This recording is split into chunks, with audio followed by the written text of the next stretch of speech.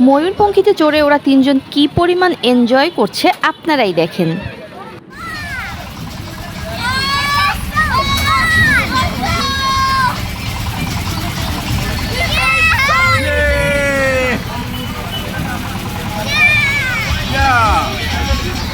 আর এদিকে চোখ পড়তেই দেখতে পেলাম আমি এই দৃশ্য। নৌকার এক মাথায় দড়ি বেঁধে দুইজন এখানে ঝুলছে আর এভাবে এই রাইডটাকে কন্ট্রোল করছে। তো অনেক মজা করে ময়ূরপঙ্খী থেকে নামতে না নামতেই ইমাদ বায়না ধরে বসলো ঘোড়ায় চড়ার। ধরে রাখো।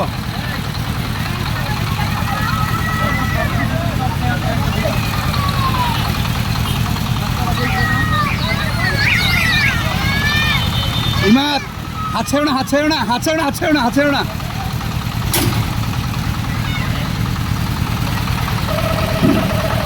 তো আজকের মতো এ পর্যন্তই, আর দেখা হবে নেক্সট ব্লগে।